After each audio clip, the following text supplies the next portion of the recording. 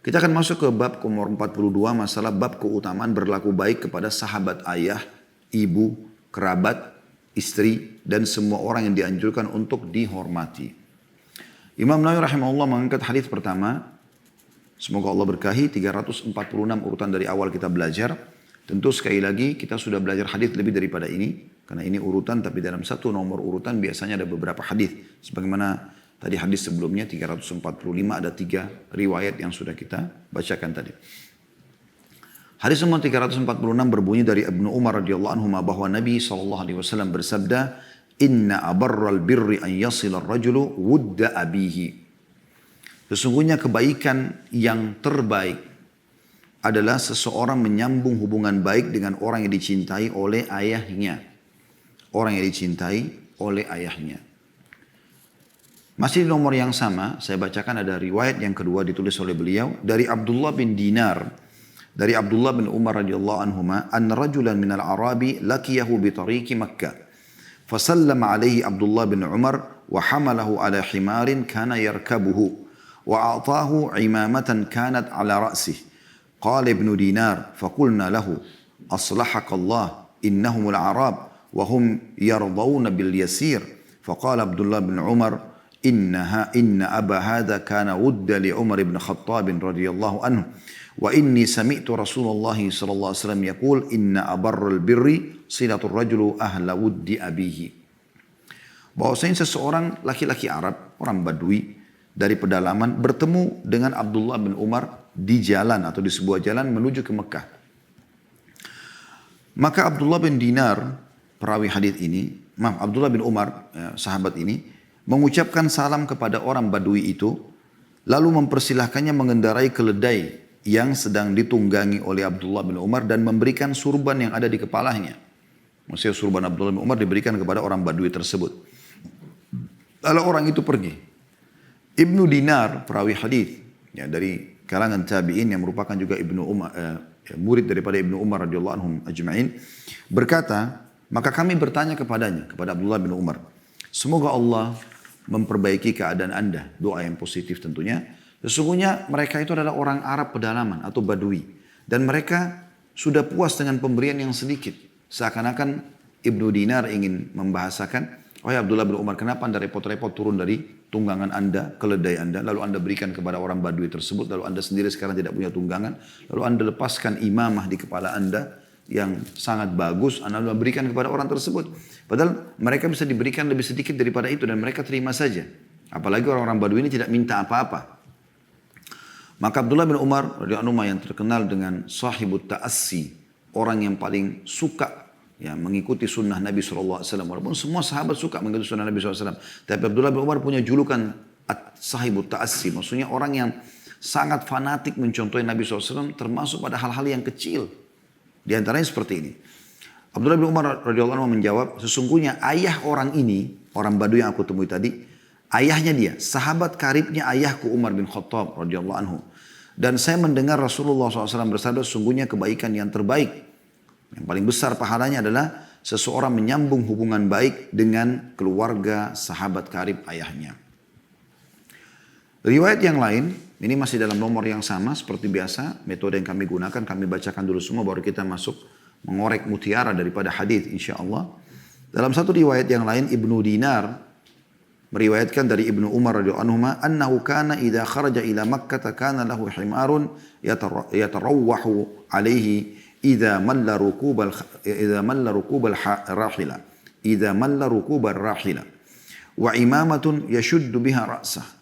فبين هو يوما على ذلك الحمار إذ مر به أعرابي فقال ألست فلان ابن فلان قال بلى فأعطاه الحمار فقال اركب هذا وأعطاه العمامة وقال أشدد بها رأسك فقال له بعض أصحابه غفر الله لك أعطيت هذا الأعرابي حمارا كنت تروح عليه وعمامة كنت تشد بها رأسك فقال إني سمعت رسول الله صلى الله عليه وسلم يقول إن من أبر البر أن يصل الرجل أهل ود أبيه بعد أن يولي وإن أباه كان صديقا لعمر رضي الله عنه. Apabila Ibnu Umar keluar menuju ke Mekah, kata Ibnu Dinar, beliau suka sekali membawa atau menunggangi seekor keledai yang dia gunakan untuk beristirahat manakala dia bosan naik unta. Dan beliau memiliki surban yang beliau ikatkan pada kepalanya. Ketika pada suatu hari beliau sedang berada di atas keledai itu, tiba-tiba seorang Arab Badui melewatinya, maka dia berkata, "Bukankah kamu adalah Fulan bin Fulan?" Dia menjawab, "Benar." Maka dia pun, Abdullah bin Umar, memberinya keledai tersebut seraya berkata, "Kendarailah ini." Dan dia juga, Ibnu Umar radhiyallahu anhu, memberinya surban dari kepalanya sambil berkata, "Ikatlah kepalamu dengan ini." Maka sebagian sahabatnya berkata kepadanya, maksudnya sahabat Ibnu Umar berkata kepada Abdullah bin Umar radhiyallahu anhu, "Semoga Allah mengampuni Anda. Anda telah memberi Badui ini seekor keledai yang biasa Anda pakai untuk beristirahat dan sebuah surban yang biasa Anda ikatkan pada kepala Anda." Maka dia berkata, "Sungguhnya saya mendengar Rasulullah SAW bersabda bahwa di antara kebaikan atau kebajikan yang terbaik apabila seseorang menyambung hubungan baik dengan keluarga, kawan karib ayahnya setelah ayahnya tiada." Ayahnya Badui ini adalah sahabat karib Umar radhiyallahu anhu. Hadis ini diriwayatkan oleh Muslim. Ketiga riwayat ini tentunya terkait satu sama yang lain dan insya Allah kita coba akan mengorek mutiara-mutiaranya.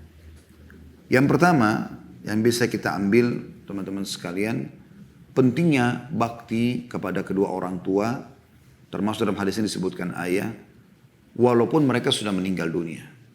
Ini mutiara yang pertama yang kita bisa ambil. Karena banyak di antara kaum muslimin, mungkin karena faktor umur, dia pikir dirinya pun sudah dewasa, ayahnya sudah lama meninggal, bahkan mungkin dia sudah punya anak, bahkan dia punya cucu, dia pikir dia sudah tidak perlu pikirkan lagi orang tuanya yang sudah meninggal.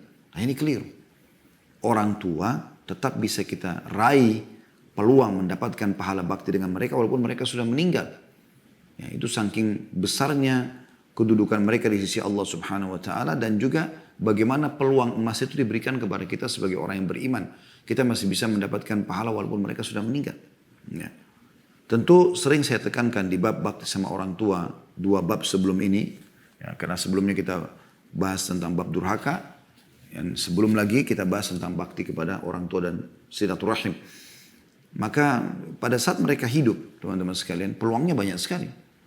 Bagaimana kita kalau menyediakan air, kita menyediakan makanan, kita memberikan hadiah pakaian, kita menyiapkan fasilitas rumah, kita menyiapkan fasilitas kendaraan, kita membiayai rumah sakitnya, kita menjenguk kalau sakit, kita mengantar ke tempat tujuan. Ini kan semua hanya bisa pada orang hidup. Orang mati nggak mungkin kita bisa lakukan ini. Maka kalau mereka masih hidup, jangan sia-siakan itu, maksimalkan. Apapun pekerjaan, sepenting apapun, dahulukan permintaan orang tua daripada pekerjaan kita yang duniawi. Karena mereka sebab daripada berhasilnya segala macam urusan kita. Karena kata Nabi SAW, ridho Allah fi ridhol walid, riwayat lain fi ridhol walidain. Ridhonya Allah, kalau Allah sudah ridho berarti Allah penuhi semua permintaan kita dan Allah maafkan kesalahan kita, ada pada ridho kedua orang tua. Maka kesempatan mas. Bagaimana kalau mereka sudah meninggal? Maka masih ada solusi-solusi yang lain. Bukan berarti mereka sudah meninggal, kita pun sudah berumur, lalu kemudian kita anggap tidak perlu lagi meraih pahala bakti dengan orang tua karena orang tua saya sudah meninggal. Ini keliru. Dalam Islam masih diberikan kesempatan untuk itu. Di antaranya mendoakan, memohon ampun untuk mereka, menghaji dan umrohkan. Banyak dalil-dalil menjelaskan masalah itu. Menyebarkan ilmu yang bermanfaat buat mereka, gitu kan? Bersedekah buat mereka, banyak yang bisa lakukan. Di antaranya adalah menyambung hubungan baik dengan orang ya, yang punya persahabatan dengan kedua orang tua kita, baik ayah ataupun ibu. Kalaupun sahabat orang tua kita sudah meninggal, maka kita boleh menyambung hubungan dengan kerabat daripada sahabat orang tua kita. Dan ini peluang yang luar biasa. Andai saja teman-teman sekalian, pahala bakti dengan orang tua yang begitu besar pahalanya. Sampai pernah Anda masih ingat riwayat dalam bab bakti orang tua, ada orang yang datang mengaku pernah membunuh dan melakukan banyak kemaksiatan. Kemudian ditanya kepada Abdullah bin Umar radhiyallahu anhu, bagaimana caranya orang ini mensucikan dirinya setelah dia taubat, apa yang harus dia lakukan? Maka kata Abdullah bin Umar, apakah dia punya ibu? Ada ibunya masih hidup, ada orang tuanya. Kata yang membawa informasi, iya. Kata Ibnu Umar, sampaikan kepada dia agar dia berbakti pada ibunya karena aku tidak menemukan amal yang bisa sesegera mungkin mendatangkan rahmat Allah dan menyempurnakan taubat seperti bakti pada orang tua. Jadi peluangnya besar sekali sebenarnya bakti sama orang tua itu. Nah pada saat mereka sudah, kalau seandainya Allah SWT batasi semasa mereka hidup saja, maka setiap orang yang lahir lalu orang tua sudah meninggal, yatim dari kecil, yatim piatu, maka mereka sudah kehilangan kesempatan itu. Tapi subhanallah, syariat Allah Subhanahu wa taala ini ya, sangat penuh dengan rahmat, penuh dengan karunia dari Allah Subhanahu wa taala untuk bisa kita kembangkan selama memang dibolehkan dalam syariat.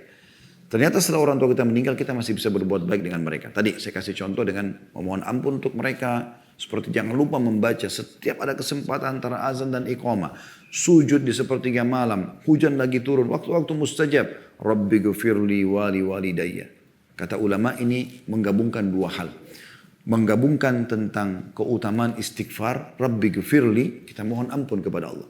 Dan bakti dengan orang tua. Keduanya adalah amal yang luar biasa. Istighfar membersihkan dosa kita.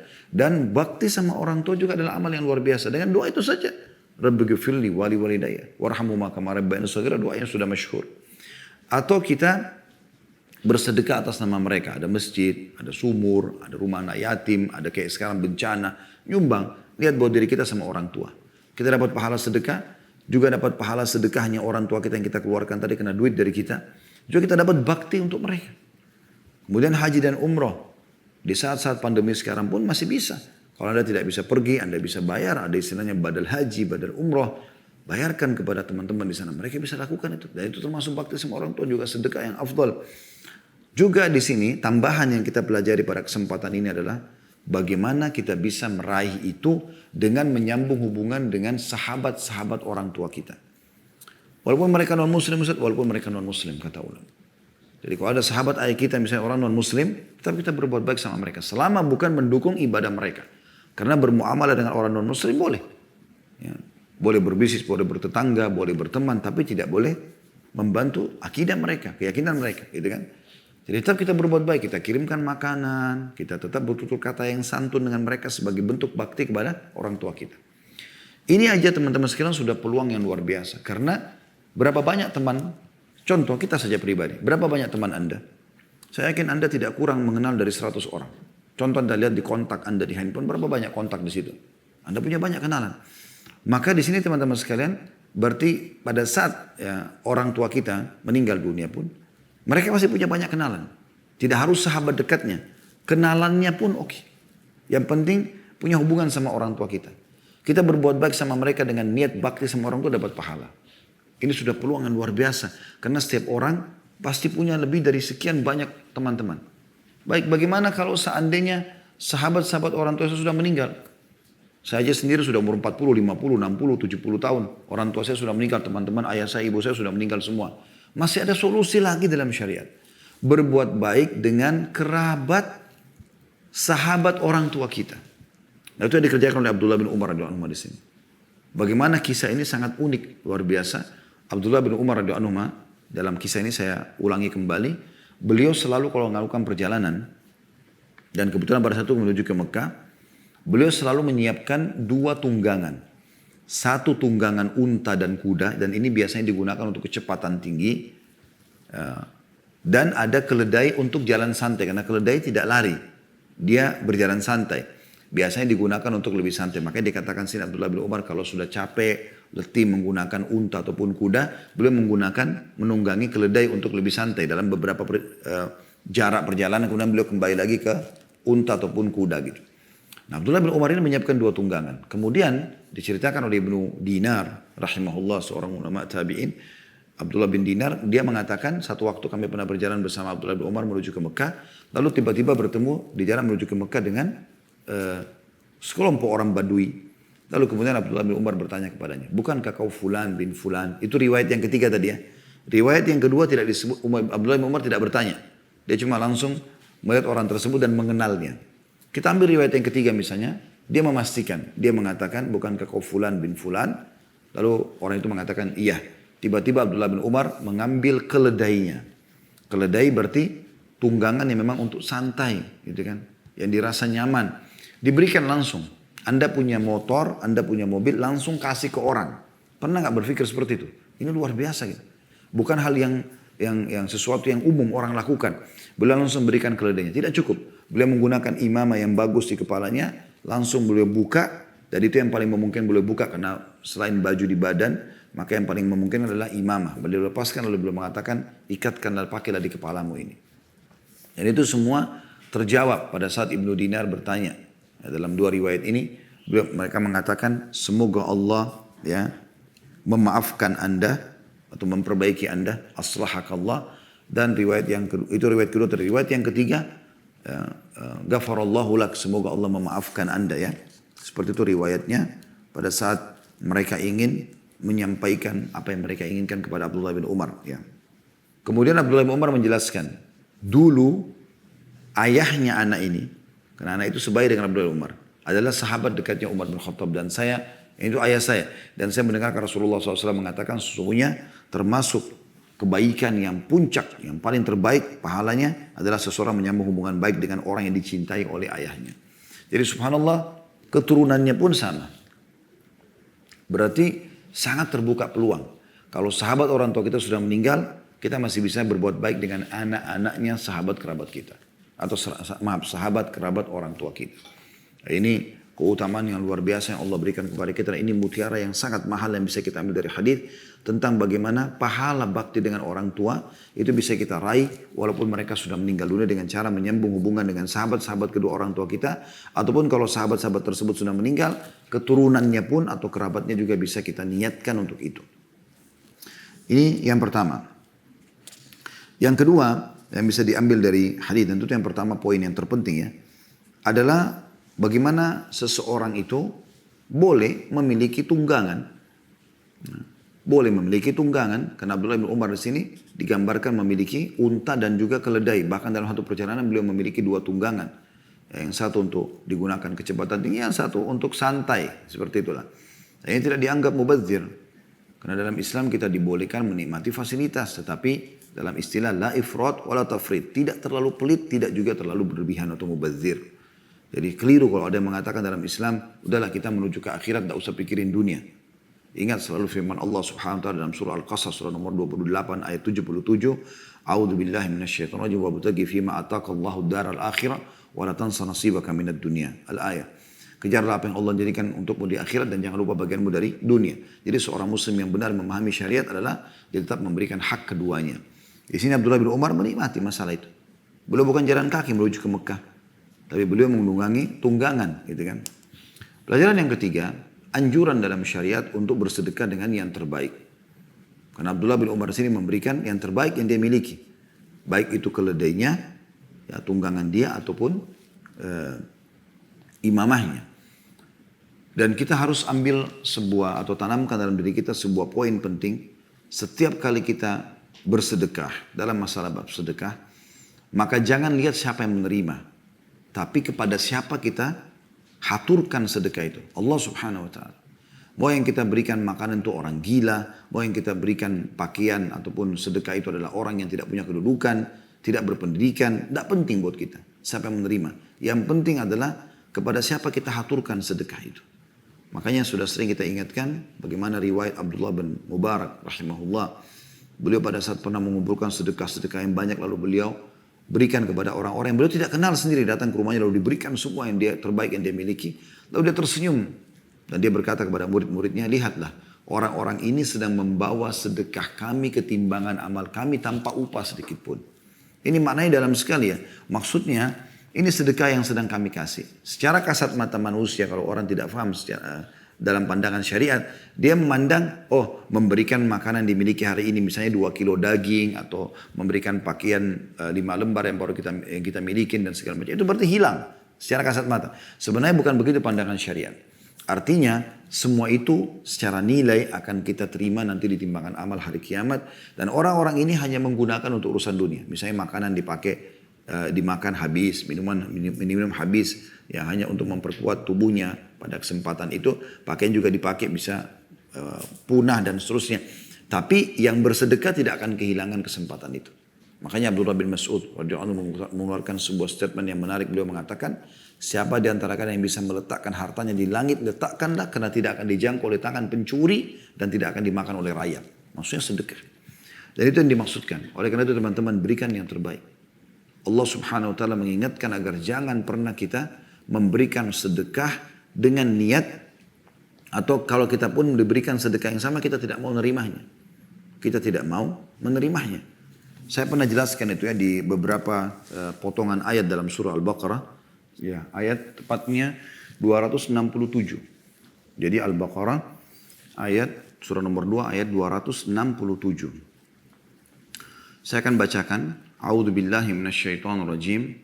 Ya ayyuhalladzina amanu anfiqu min thayyibati ma kasabtum wa mimma akhrajna lakum minal ard wa la tayammamul khabitha minhu tunfiquna wa lastum biakhidhihi illa an tughmidu fihi wa'lamu annallaha ghaniyyun hamid. Al-Baqarah 267. Artinya, hai orang-orang beriman, nafkahkanlah di jalan Allah sebagian dari hasil usahamu yang baik-baik. Sebagian maknanya baik adalah yang sempurna, yang terbaik. Dan sebagian dari apa yang kami keluarkan dari bumi untuk kamu. Lalu perhatikan apa Allah ingatkan. Dan janganlah kamu memilih yang buruk-buruk, lalu kamu menafkahkan darinya. Padahal kamu sendiri tidak mau mengambilnya, melainkan dengan memincingkan mata terhadapnya. Dan ketahuilah bahwasanya Allah Maha Kaya lagi Maha Terpuji. Maksudnya apa? Kalau kita mau bersedekah, coba posisikan diri kita sebagai penerima. Mau nggak kita terima makanan seperti itu? Mau nggak kita terima pakaian seperti itu? Jadi Allah SWT mengatakan, keluarkan yang terbaik. Dan jangan kau bersedekah yang sebenarnya kalau kau di posisi penerima, kau pun tidak akan menerima kecuali seperti orang yang matanya, ya sedikit orang kalau menerima sesuatu yang kurang nyaman, matanya yang sebelah kanan atau kiri dikecilin, ya seperti orang ini dikatakan memincingkan matanya. Jadi kayak orang yang berat menerima. Apa boleh buat karena nggak punya gitu. Allah SWT melarang kita seperti itu. Dan ini harus diperhatikan tentunya. Dan ada beberapa ayat di atas sebelum ini yang bicara tentang sedekah semuanya. Jadi di dalam surah Al-Baqarah ini banyak sekali ayat-ayat yang bicara masalah sedekah ya. Tapi ini yang kita ingin titik beratkan, saksi bahasan tentang Allah Subhanahu wa Ta'ala melarang kita untuk bersedekah dengan sesuatu kita pun kalau menerima sedekah yang sama kita menolaknya. Oleh karena itu teman-teman, kalau mau bersedekah makanan yang terbaik, yang masih bagus, yang belum disentuh, sedekahkan itu. Berapa kali saya bahasakan contoh-contohnya, kalau Anda mampir di restoran, Anda makan enak, beli porsi yang sama, ya makanan yang tanda rasa enak, Anda berikan kepada orang miskin di pinggir jalan yang mereka mungkin belum pernah merasakan makanan yang seenak itu. Anda beli pakaian bagus, Anda beli pakaian yang mirip dengan itu, lalu Anda sedekahkan jenis pakaian yang sama. Coba sedekah yang terbaik. Toh seperti Abdullah bin Mubarak tadi mengatakan, sebenarnya mereka-mereka ini sedang membawa nilai sedekah itu ketimbangan amal. Tanpa diupah sedikit pun, karena sebenarnya yang kita lihat itu bukan upah. Mereka menerimanya tapi tidak hilang nilainya. Tetap akan kita terima di sisi Allah Subhanahu wa Ta'ala pada hari kiamat. Dan setiap kali ada bisikan syaitan untuk khawatir bersedekah, perhatikan di ayat selanjutnya 268-nya ya. Allah mengingatkan masalah itu. Asy-syaitanu ya'idukumul faqra wa ya'murukum bil fahsya wallahu ya'idukum maghfiratan minhu wa fadla wallahu wasi'un alim. Ini ayat turun berkait dengan sebelumnya tadi yang 267 yang kita baca masalah sedekah itu. Syaitan, maksudnya dalam sedekah, menjanjikan untuk menakut-nakuti kamu dengan kemiskinan. Nanti kamu kurang, nanti kamu memberikan makan apa keluargamu. Dan menyuruh kamu berbuat kejahatan, dalam kurung kikir. Nah, di sini berhubungan dengan masalah sedekah. Sedangkan Allah dengan sedekah itu menjanjikan untukmu ampunan. Diampuni dosa dengan sedekah. Daripadanya, yang besar kata Allah, kata ganti Allah, dan karunia. Maksudnya Allah akan gantikan dengan rezeki. Dan Allah maha luas karunianya, lagi maha mengetahui. Jadi kita harus paham ini teman-teman sekalian, bagaimana ya Allah Subhanahu wa Ta'ala memerintahkan kita untuk memberikan yang terbaik ya. Dan juga Allah memastikan kita akan terima pahalanya, semua akan ada balasannya di dunia dan di akhirat. Itu Allah jelaskan di 270-nya ya. Kita langkai satu ayat, masih surah Al-Baqarah sama, di 270-nya Allah mengatakan, wa ma anfaqtum min nafaqatin aw nadartum min nadrin fa innallaha ya'lamu wa ma lidh-dhalimina min ansar. Apa saja yang kamu nafkahkan atau apa saja yang kamu nadarkan, maka sungguhnya Allah mengetahui, dan orang-orang yang berbuat zalim tidak ada seorang penolong pun bagi mereka. Ya. Jadi ini jelas sekali bagaimana Allah Subhanahu wa Ta'ala akan membalasnya. Lalu kalian bertanya, apakah sedekah ini terang-terangan atau sembunyi-sembunyi? Tergantung kondisi dan keadaannya. Ada keadaan di mana Anda harus terang-terangan. Seperti misalnya beberapa kasus terjadi di zaman Nabi SAW pada saat Nabi mengumpulkan tentang sedekah jihad. sebelum mengumpul membentuk pasukan yang besar untuk melakukan satu eksekusi ya, jihad penyerangan ke satu wilayah, Nabi SAW suruh bersedekah dulu para sahabat, dikumpulkan di masjid sedekah tersebut dan ada yang datang di depan orang-orang bersedekah. Apa boleh buat? Sekarang ada masjid, taruh kotak amal di pinggir jalan. Anda harus sedekah depan orang. Apa boleh buat? Gitu kan? Yang penting bagaimana mengontrol niatnya. Ada sedekah dilakukan di depan umum. Ada sedekah juga yang seharusnya tidak perlu diiklankan. Karena memang dia bisa tersembunyi. Seperti kita memberikan seseorang yang datang minta bantuan 4 mata dengan kita berikan. Ada kerabat yang melalui WA. Tidak ada yang baca. Tidak ada suara yang keluar. Kita tinggal transfer selesai. Ada orang minta dilunasi utangnya. Maka sembunyikan. Karena kapan hal sedekah yang bisa Anda sembunyikan ternyata Anda iklankan. Ini nanti bisa masuk dalam bab riya. Ya. Allah menyebutkan itu dalam surah Al-Baqarah sama ayat setelahnya 271. Tadi kita sudah baca 270-nya, ayat 21-nya Allah menyebutkan masalah itu. In tubdu sadaqati fa ni'immahi wa in tukhfuha wa tu'tuha al-fuqara fa huwa khairul lakum wa yukaffiru ankum min sayyi'atikum wallahu bima ta'maluna khabir. Jika kamu menampakkan sedekahmu, apa boleh buat depan orang, maka itu adalah baik sekali. Kata Allah tidak ada masalah. Yang penting kontrol supaya tidak riya. Dan harus memang depan orang. Ya. Dan jika kamu menyembunyikannya, memang tidak ada yang tahu. Dan kamu berikan kepada orang-orang fakir, maka menyembunyikan itu lebih baik bagimu. Dan Allah akan menghapuskan dari kamu dengan sedekah itu sebagian kesalahan-kesalahanmu. Dan Allah mengetahui apa yang kamu kerjakan. Ya, jadi kita diperintahkan untuk berbuat baik di sini ya. Kemudian kita tutup bahasan di mutiara yang ketiga ini tentang masalah keutamaan sedekah dengan kita kembali ke ayat 265 di atas ya. Sebelumnya seperti apa Allah Subhanahu wa taala membalas orang yang bersedekah dari 264 ya, 264 sama 265. Saya bacakan dari 264-nya. Ya ayyuhalladzina amanu لا تبطلوا صدقاتكم بالمن والأذى كالذي ينفق ماله رئاء الناس ولا يؤمن بالله واليوم الآخر فمثله كمثل صفوان عليه تراب فأصابه وابل فتركه صلدا لا يقدرون على شيء مما كسبوا والله لا يهدي القوم الكافرين. Hai orang-orang beriman, yang dipanggil hanya orang beriman, yang tidak beriman tidak akan tersentuh tentunya. Janganlah kamu menghilangkan pahala sedekahmu dengan menyebut-nyebutnya. Saya sudah bantu di situ, saya sudah ikut di situ, tidak usah sebutin. Antara kita sama Allah SWT. Orang kalau ikhlas karena Allah, makin tidak orang tahu, makin dia senang. Kalau orang ikuti syaitan, pasti dia akan suka untuk menyebut-nyebutnya. Di sini ada 2 larangan. Jangan kalian menghilangkan pahala sedekah kalian dengan menyebut-nyebutnya. Dan yang kedua, menyakiti perasaan si penerima. Ada orang minta dilempar ke wajahnya. Atau dengan kata-kata kasar. Ya. Saya kan sudah bantu kau kemarin, masa kau minta lagi? Ya. Itu tidak, apa gunanya kita marah? Toh justru para ulama salah melihat orang yang datang minta bantuan itu justru Allah sedang memudahkan melalui dia kita dapat pahala. Makanya Abdullah bin Umar, Abdullah bin Abbas radhiyallahu anhum ajma'in itu kalau orang-orang yang biasa datang ke rumahnya minta bantuan sudah tidak datang, mereka keluar mencarinya. Mereka yang merasa butuh dengan fuqara itu. Kalau kita kan kita balik kasusnya, kita lebih merasa mereka yang butuh.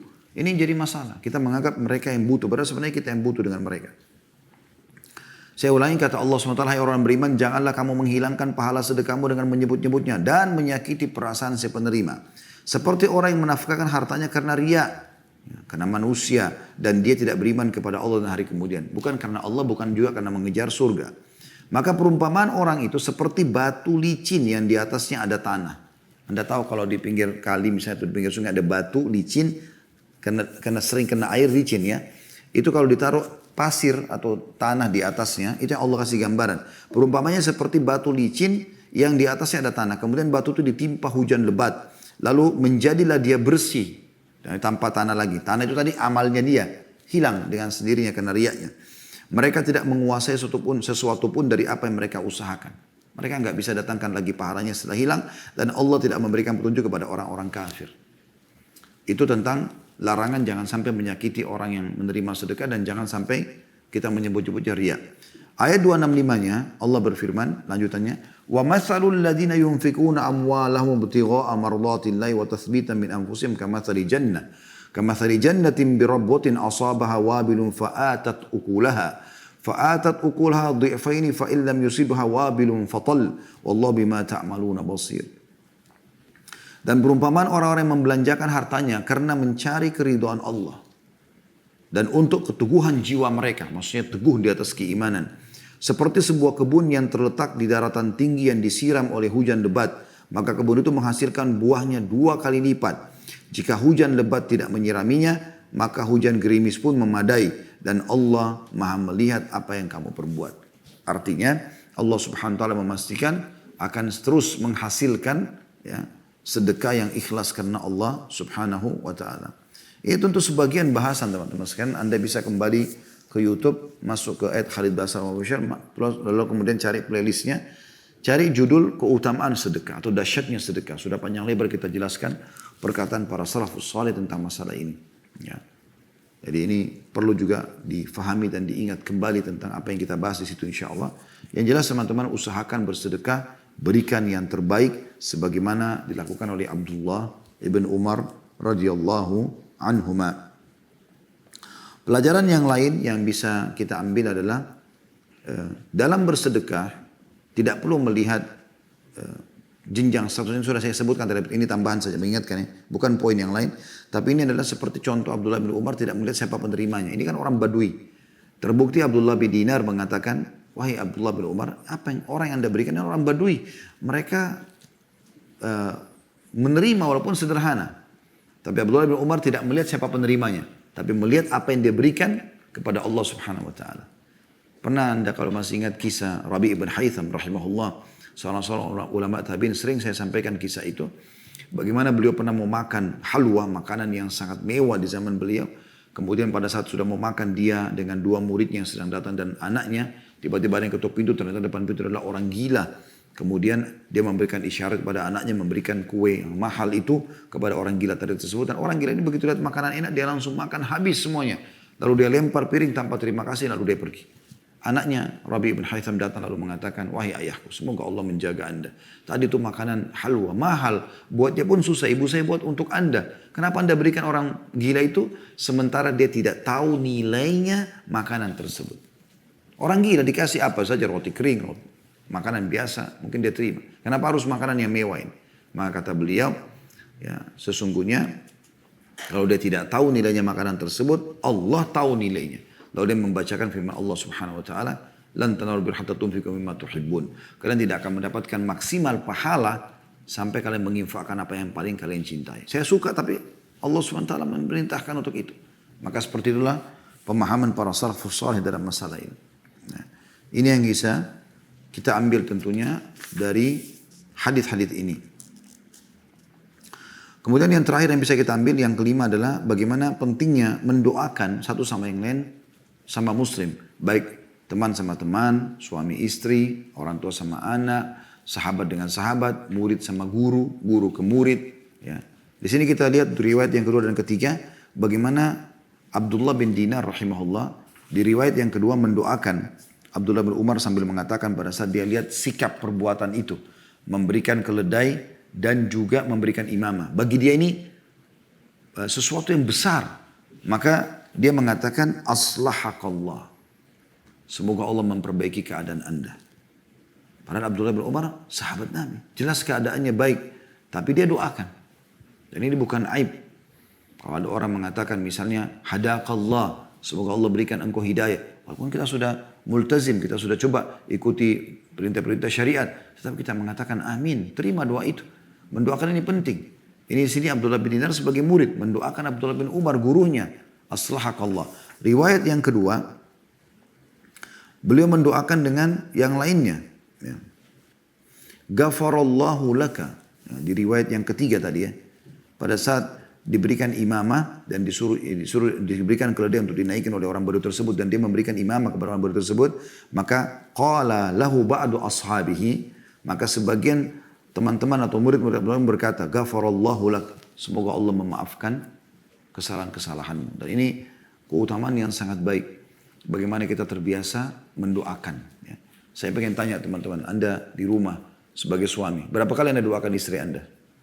Pernahkah Anda rutinkan itu doa mengatakan hadakillah, semoga Allah berikan engkau hidayah, aslahakillah, semoga Allah memperbaiki keadaanmu. Ya kan? Kita doakan. Kalau dia berbuat salah, keliru kita ingatkan, kita doakan. Begitu juga dengan istri pada suami. Berapa kali Anda doakan kebaikan buat suami Anda?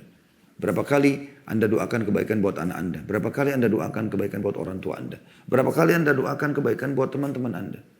Atau mungkin umumnya orang pun di pinggir jalan Anda temui yang melakukan pelanggaran, para wanita tidak berhijab yang kita lewat di pinggir jalan, orang yang masih belum sholat. Kenapa kita tidak mengatakan semoga Allah berikan mereka hidayah? Maka mendoakan ini adalah sesuatu yang penting, termasuk kalau orang itu sudah melakukan perbuatan-perbuatan yang baik. Ini juga termasuk pelajaran yang bisa diambil insya Allah. Kalau kita mau tambahkan juga poin yang keenam adalah bagaimana adab seorang murid kepada gurunya pada saat dia ingin mengingatkan sesuatu yang mungkin bagi murid itu adalah hal yang aneh bagi dia. Di sini Abdullah bin Dinar menganggap sikap Abdullah bin Umar ini berlebihan. Kenapa harus keledai yang kita dalam perjalanan lagi dipakai? Bukan tunggangan itu sedang ada di rumah, lagi nggak dipakai, motor misalnya kalau kita sekarang nggak dipakai. Enggak, memang lagi dipakai. Dia turun dari keledainya dikasih ke orang Badui tersebut. Dia lagi pakai imamah dikasih. Maka bagi dia ini sesuatu yang unik gitu kan. Tapi dia nggak langsung menegur. Dia punya adab. Dia masih mendoakan mengatakan tadi. Ya, aslahakallah atau ghafarallahu lak. Semoga Allah perbaiki keadaanmu. Semoga Allah ampuni kamu. Ini adab. Kemudian lalu bertanya. Ya, tadi itu orang Badui. Bukankah lebih baik anda kasih yang lebih sederhana? Maka Abdullah bin Umar lalu menjawab. Ini termasuk adab dalam ilmu tentunya.